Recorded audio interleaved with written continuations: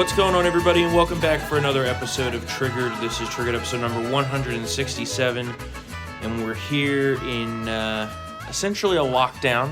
Yeah, kind of. Yeah, the coronavirus, the Wuhan coronavirus, is on the loose out there, and obviously most people are at home and hopefully working remotely if you're able to do so. Not going to bars. Yeah, well, you can't go to bars now because, people over the weekend were too fucking stupid for themselves and they couldn't handle just staying home. So now the government had to step in and say you can't do this, which, debatable on whether that's a good long-term move or not, but it is what it is right now and it's where we are. And I think it shows just how serious of a situation this is. We have the foreign travel bans that are in place. The European countries are locking down. And I mean, it's essentially a lockdown here in the United States. The schools are closed. Most workplaces are closed. All service industries are essentially closed. And the CDC says to avoid any gatherings for basically the next 2 months. Yep. So this is a pretty long haul that we're looking at here in front of us. And it's only just the beginning. Yesterday, the White House said that you should avoid gatherings of 10 or more people, which I think is very prudent. I mean, at this point, you shouldn't be going out unless you absolutely have to. There's no reason to be putting yourself and others at risk. So it's very smart to stay home, listen to the guidance of President Trump and the experts around him. Let's see. So what else we got going on? Basically, it's only Corona news right now. You wrote about this on Town Hall, and I think this is a very important aspect of this because young people have been going around thinking they're invincible to this whole thing. Yeah. And young people can also get very seriously ill from the coronavirus. Mm-hmm. So what was the gist of that story? Well, basically, it's a community effort here. It's not that we're gonna get sick. I mean, we can get sick from the coronavirus. We're not at risk of dying. Well, anyone can die from it. But in terms of the age demographic, though, like if you're 60 and older, it's very serious for you. It's about it's not how do you put this?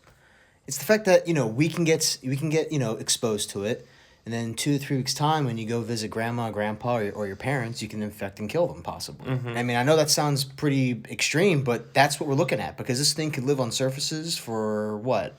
Up to 9 days? No one knows exactly what the timeline is on that but yet, it can live on surfaces. We know that for much. That's part of the bigger problem here is that we don't know what we don't know. To quote Donald Rumsfeld, we don't know what we don't know at this point. And it could be a couple days, it could be 9 days, it could be a couple hours on surfaces, nobody knows. Yeah. But in France, more than half of its most serious 300 cases in the hospital, in the ICU, are under the age of 50. Yep. So the idea that younger people cannot see very, very dire health issues from this is not founded in fact. And if young people continue to do what they've been doing, all weekend we saw the bars were packed, right? Clearwater, Florida, the beaches were packed. Right, the beaches are still packed, and they're going to shut down the beaches, but it's a little bit late.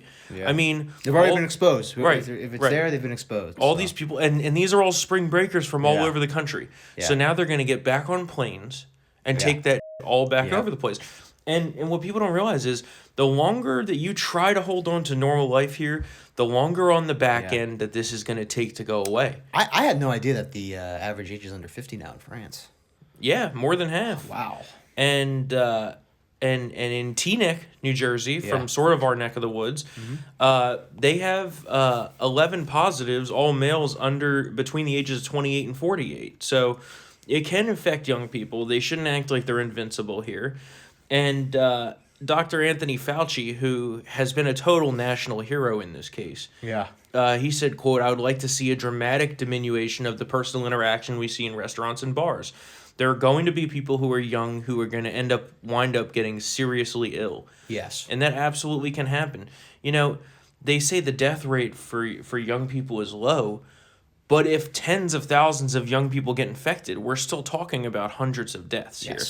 So it's and I don't even want to get into the 60 and over crowd. Right. And then you're only putting other people at risk. Yeah. The only way to solve this is for everybody to take a chill pill, Yep. Work from stay home, at home. I you mean, know. if we're lucky enough to be able to work from home. Yes, Not we are. everybody Not has everyone that. is. I know. Especially people who deal with sensitive government work. They can't work from home. Right, None right. of these devices are secure. Yep. So you stack up those Netflix watch lists. Yeah. I saw Universal Pictures. I saw it on Barstool.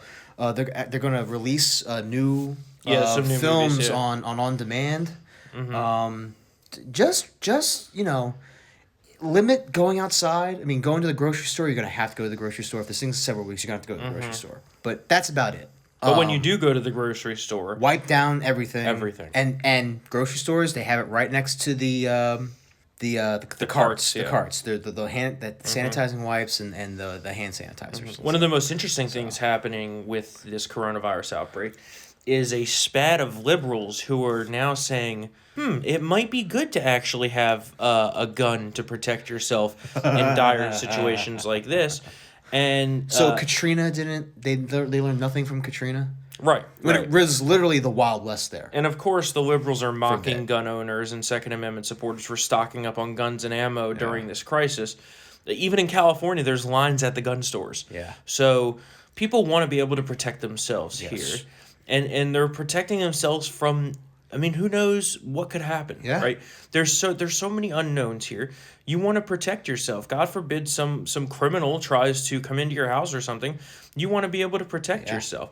You know, obviously the police forces are still in effect. Yeah. But it's not that far-fetched to think that things could trend towards lawlessness unless things get under control. So I've had a lot of people tell me, especially from New Jersey or New York, that say, man, I wish I could protect myself like you're suited to do so. And it's important. I mean, look at history, right? The Rodney King riots. Police were nowhere to be found. No. Remember, the Koreans took to the roofs. Yeah, but they're rifles, yeah. And they famously protected their own businesses. Yeah, and in New Orleans, nobody could get to some of those stores Right. afterwards. And you saw those very blunt photos from shop owners with the guy with the shotgun outside of his flooded grocery store saying looters will be shot. Yeah. I mean, It's better to be safe than sorry. I mean, and in the famous words of Sun Tzu, stay strapped or get clapped. I gotta get that T-shirt. yeah. But this is again, some things can be serious and can be overblown and overhyped at the same time. But this is a highly contagious disease. The elderly and immunocompromised are susceptible, and we got to do our part to, us staying home helps everybody else, and vice versa. So The thing is, just stay home, folks. For if God's this sakes. virus was left to run rampant without any sort of mitigation measures in place, the death toll may be 1%. Yeah. But 1%, That's if a half lot the of country people. gets Yeah, infected, it's a lot of 1%'s a people. lot of people. They're estimating here 30% will get infected. Yeah, it could be. I mean, no one really knows exactly what's going Which, to happen. by the way, folks, is about 97.5 million people. But Right. It's a lot of people. So more than swine flu, and about maybe 480 to 540,000 deaths if no measures are taken. But measures are being taken. The biggest reason for all of this is to protect the integrity of the healthcare system. Yes. If we can keep the healthcare system from getting fully overwhelmed, the death rate will be much lower. Yeah. If you look at places like Italy, where the healthcare system is totally overwhelmed right now, the death rate is 10%. Yeah.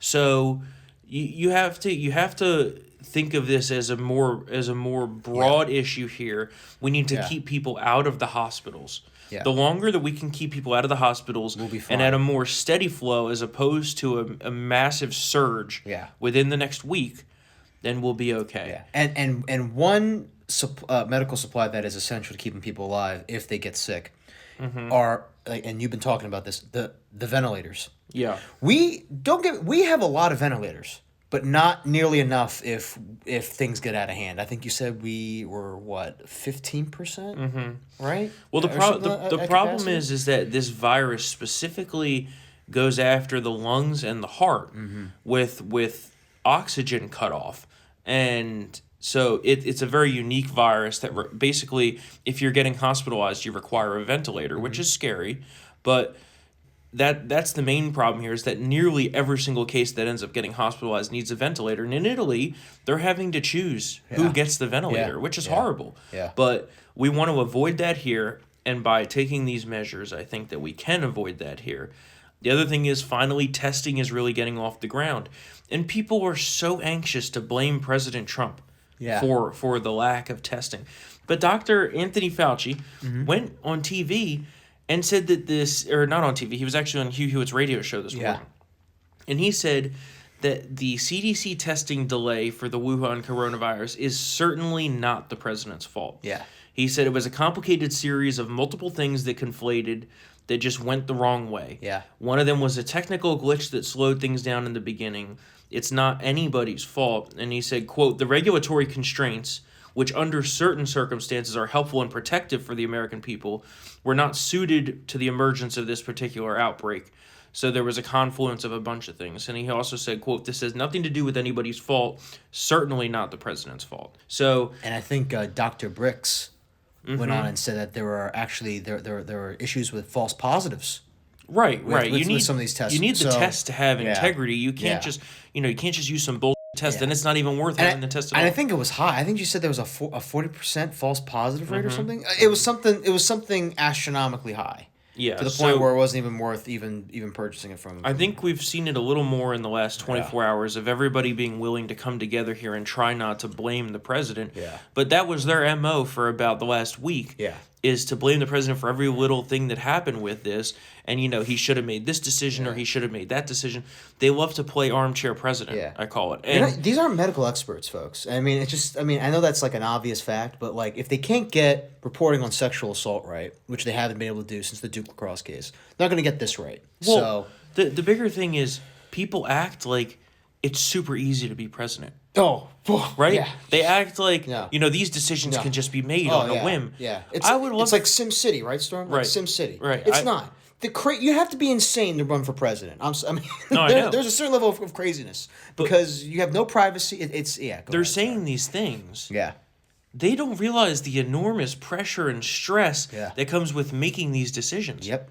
These decisions are massively life-altering for everybody in this country, and they're like, oh yeah, he should just do this and do that and do this and do that. Mm-hmm. And they say, well, he should shut down, he should shut down all air travel and he should shut down all the restaurants and bars.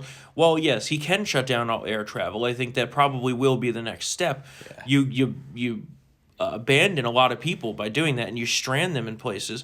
But the other aspect of it is that the president doesn't necessarily even have all these powers. Yeah. Right? Yeah. Like, constitutionally, unless he's going to declare martial law, which if he does that, we've got other huge problems.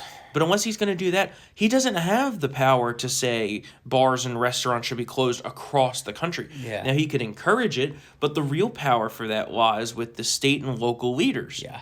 The governors, which they've been doing, and the mayors, which they've been doing. They've been doing that for sure. And even liberal mayors and governors and politicians across the country who hate President Trump have said that Trump has been there for them. Trump and his team have been there, whether it's in the middle of the night or early in the morning, or there's something that they need. They're fulfilling the requests that they're getting. So even Cuomo said this morning, thank you to the president and his team. On it. That's what he said. Yeah. So the idea that the media was trying to drive that the administration somehow bungled this response. Sure, hindsight's 2020. They did. Listen, they did their part though. They did their part. Yeah, but the Dow dipped 10% yesterday. We've lost trillions removed from the market. They've done their job. Well, at this part, the market doesn't even matter because there's no market unless we can actually get this under control. True. Which is smart, and that's what President Trump started saying yesterday. Like, look, the economy will come back, and it's ready to go, but we have to get rid of this virus first. Otherwise, people can't go about their normal lives. Yeah. And without that, I mean, the economy doesn't exist. And on that topic, the president today released a massive framework of a rescue package, essentially a bailout for economic fallout from the Wuhan virus. He plans to ask Congress for a $800 billion rescue package to blunt the economic damage underway from the virus and its mitigation procedures. This is still up in the air with a payroll tax cut or it will be a direct to American citizen payout. Oh, wow. It very well, I think actually that will be the more effective way of doing this, is giving money directly to the American individual.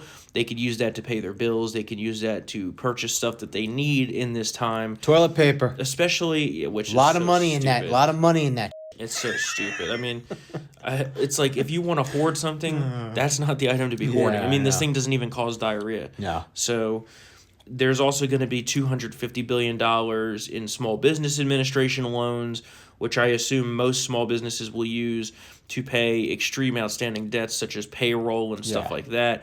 There's going to be tens of billions for the airlines, probably billions for the cruise industry.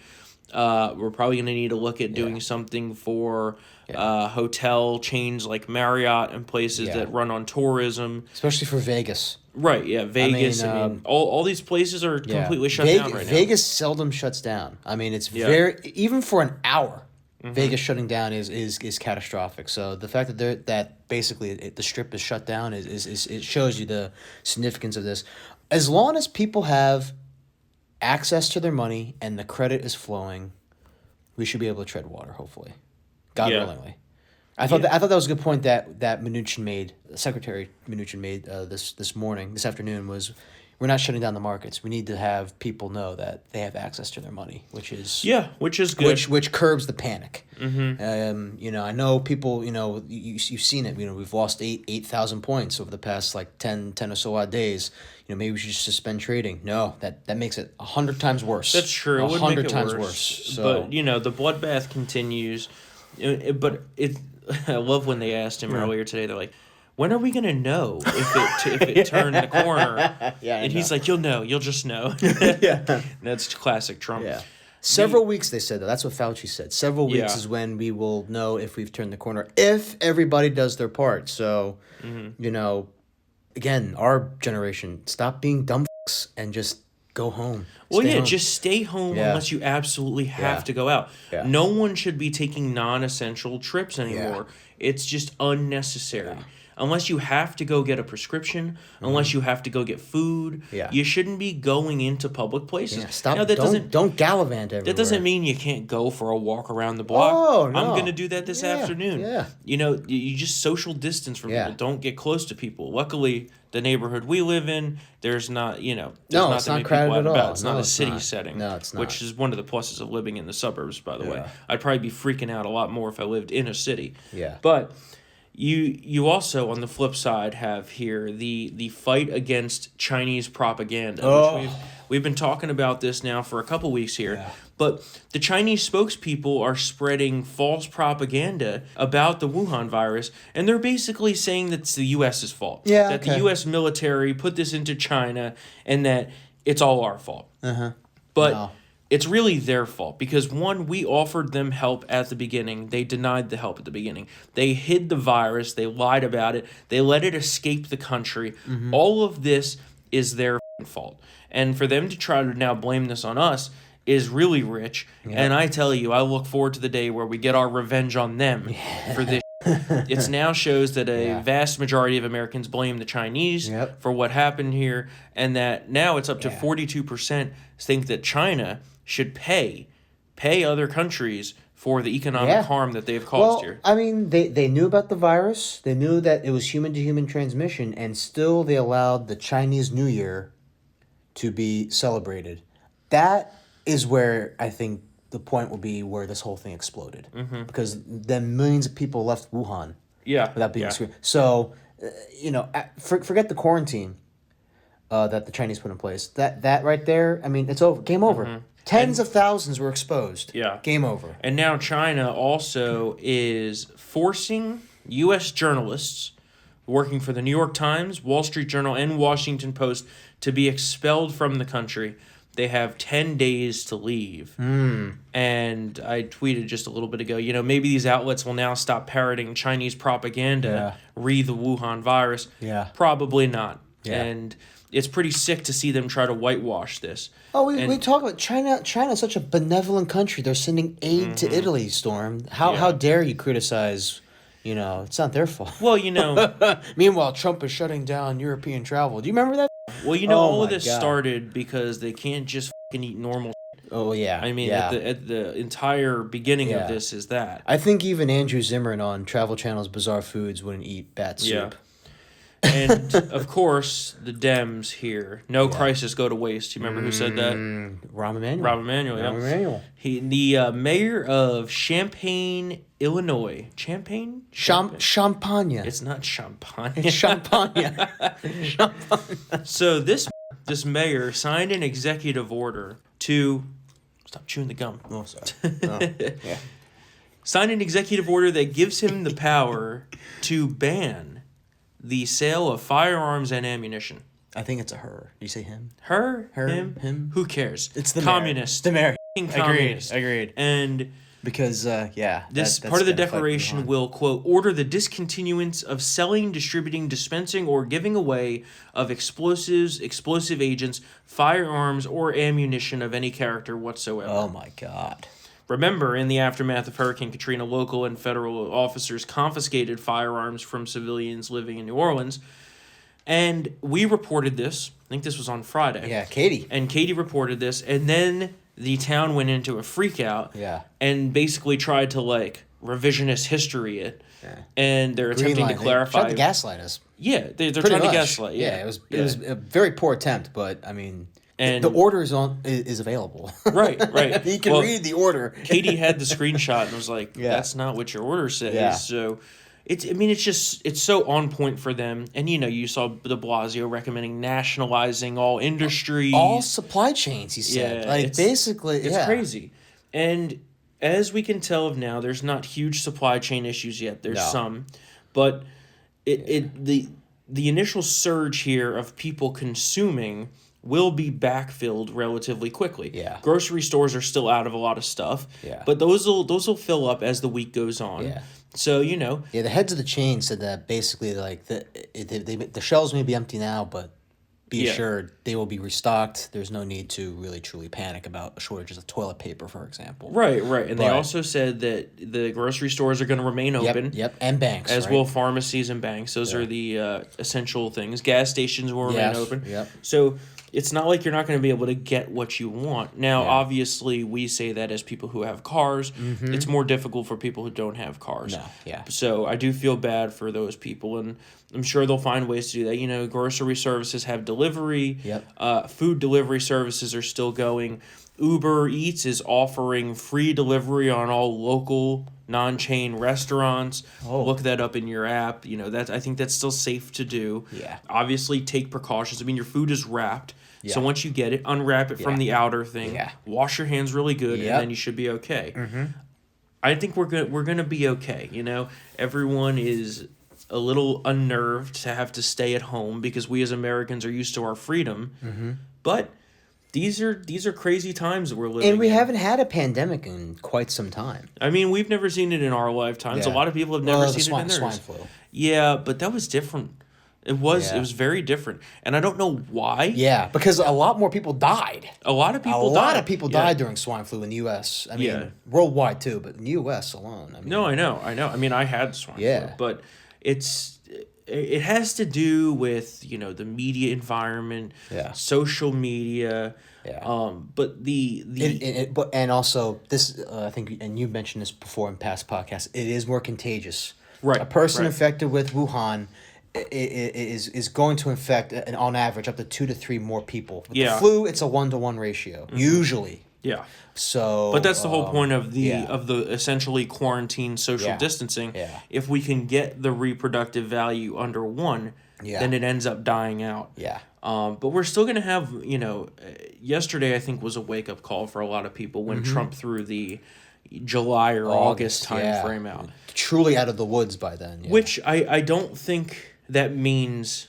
we'll be in our homes until then. No, that's when the virus. I think he's talked about the virus actually being not But we dead. We could see a resurgence of the virus in the fall. So it's very important. And just yesterday they started a clinical trial of the vaccine. It's very important to keep that moving forward. We're going to need to. Which Yeah, which is sorry, I'd say that is an incredible milestone just in terms of medical science. You know how just go back and look up how long it took for us to develop a vaccine for polio. Yeah. It took almost a half a century. We have something in the works in months. Well, it's still going to take at least, the estimate is 10 plus months for this to be in mass production. That's still good though. I mean, hopefully, with the work of the government and the private industry together, we can move that along quicker. I mean, ideally, we need to have something by like September. Yeah. Because next winter it will come back with a vengeance. Yep. And so we need to keep cranking on out that. there. And I think Fauci and Birx, among all of them, understand the need to have that vaccine done ASAP. So hopefully the trials work well. We got testing kits are coming out in mass by the millions. We got I think 2 million in the first week and then 5 million the week after that. I think they announced which is going to lead to an extreme jump in case count. Yeah. But the thing is, those cases already exist, right? So people look at the day number that gets reported. Mm-hmm. What you're seeing today as far as cases that are being reported actually happened a couple days ago, if not more than a week ago when the transmission happened. Yeah. So... And that's the thing is you're seeing a huge lag in the numbers coming through, right? Yeah. So we're, I don't know, what are we, above 5,000 or something cases here? I think about 4,800 and about 94 deaths. What it really is, so the deaths number is close to accurate because that's a real thing that's happening. The case number the case number, agreed. It's got to be at least between 25 and 50,000. Yeah. I mean, that's for sure. Yeah. And who knows how many others are asymptomatic and transmitting it to people. Yeah. So now, that's why. Hey, good point. That being said, folks, when these tests become more readily available for the young people who are freaking out in their homes because they have 24/7 access to WebMD, if you're asymptomatic, if you're not showing any symptoms, don't go out and get tested. It's not for you. It's for people who are exhibiting symptoms of this disease. Everyone's like they want to get tested. Yeah, also, if you get tested, you could get it the next day. Yeah, exactly. You're going into a not clean environment. And, hospitals aren't clean. We all know this. Staph infections up the wazoo, among other things. Well, that's why the drive-through testing is so effective. Yeah. But it's only for people who have symptoms. Yeah, only for people who have symptoms for now. So just it doesn't mean if you're feeling good, stay at home. Again, stay at home. It does not mean for people to just go out and get tested. That's a good point. I know this is not, but you know how society is. People, once this thing becomes available, everyone and their mother is probably going to be rushing out to get tested. Of course, because they're freaking out, even though they're perfectly fine. But no, those are for the people who need it initially. Yep. So stay at home. Please. So. Enough on Corona. We could, it's just like, it's really the only thing that's going on. We're going to talk about this on Thursday. So. Yeah, right. So let's talk real quick about kind of the state of the Democrat race. Oh, Lord. Joe Biden's going to be the nominee. Bernie did not land a knockout blow the other night. One thing that was really clear from that entire debate was that, man, we don't want either of those guys being in charge. No, they kept on mixing up SARS and Ebola and the timeline. They didn't know what decade they were in. They had no solid plans to stop any of this. Basically, Bernie's plan was Medicare for all because he wants to use this crisis to weaponize it for his left wing agenda, and then Biden was just confused. Yeah. And then Biden also said, the Biden gaffe of the day here, we're not going to have a clip because we're just going to talk about it. Yeah. So he promised that during the first 100 days of his presidency, there will be no deportations whatsoever. And he said, quote, that's not all, right? He adds on top of this, which is totally ridiculous. Yeah.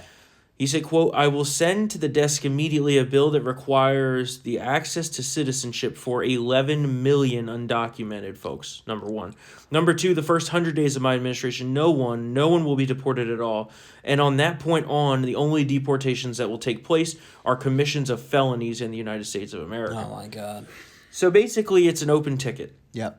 Come on in. Yep. That's what he's saying. Amnesty. Which, in retrospect of this whole global pandemic, aren't we glad that we have a president right now who actually puts borders in place? Yeah. Because if we didn't have borders right now, we'd have been overrun. Yes. I mean, if Trump at the end of January didn't stop people from coming from China, this would have been happening in the middle of February. Yeah. And by now, we would have seen a crazy amount of cases. Yeah. Canada closed its borders entirely. Yeah. Canada is closed. Yeah. I think that's been underreported right now. But Canada actually did a total shutdown of people coming in. Also, another thing about that debate, I thought Bernie was, he threw in some good jabs. He was kind of, working his way up to something. And then came the question about Cuba authoritarianism. Yeah. And he just totally went off the rails. Again, he had Yeah. the whole, I'm against authoritarianism, but I'm not going to criticize portions that I think were good. Part, like, dude. Yeah, no, I know. I mean, then he kind of floundered. I mean, he did just ramble on about why that position was, I guess, moral. But he just looked like a bumbling old fool, and that was basically the end of the debate. But yeah, it's I mean, it was not good. Either of those guys being in charge during a crisis like this would be a total catastrophe. Yeah. And that's what I think underlined the entire situation there, Yeah. was that they had no clue what they were doing. They had no measures to recommend to actually stop this stuff. So it's And they talked for about 45 minutes. They talked for about half the debate on fucking Corona. And they didn't have any policy prescriptions. That's why I like Trump and his team doing more of these press conferences every week. It shows there's a clear dichotomy between the two sides here. Yeah. So yeah. just keep it up, and it's Last but not least, oh my God, the crazy story of the day here. Everybody remembers Andrew Gillum. Yeah. Which Andrew Gillum ran against Ron DeSantis in Florida for governor just this past November. Right? Was this past November or 2 years ago? 2018. 2018, okay. It seems like, I know. these years have been blending together. I know. So this weekend, he was in a hotel room with 2 male escorts who had overdosed on meth. Yeah. Or I think it was one overdose or something like that. Yeah, one overdosed. And he was just totally inebriated. He couldn't even he couldn't communicate with police. And then granted, okay, he wasn't arrested over the drugs, he wasn't arrested for anything. He went home afterwards, but now he's going to rehab. Because when you get caught in a hotel room with bags of meth everywhere and gay hookers, you kind of have to do some. Yeah, you got to do something. Got to do some, some PR work. Well, some spin here. So. I'm surprised that CNN didn't have him as their contributor on to talk about it the next day after. I know, right? But that's your feel-good story of the day. Yeah. Florida dodged a bullet on that one. Florida man. Ron literally. DeSantis is by far the most popular governor in the United Across States the right board. now. 46% of Florida Democrats also support his job. So his job performance. So I don't think if Gillum wants to run for a higher office, it's not going to be governor. It might be Rubio. Rubio's a different story. So we'll see what happens. But first, he has to go to rehab.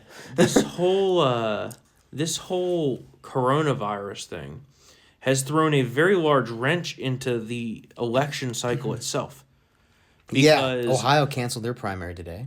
Well, but I'm talking more of like just the overall macro campaign. So like, there's no events. No. There's no rallies. Nope. There's no in-person fundraising events. No. They're essentially restricted to social media at this point, which I dare say helps President Trump. Yeah, Trump's social media is strong. Good. It's very good. But it's going to be interesting to see, however long this drags on,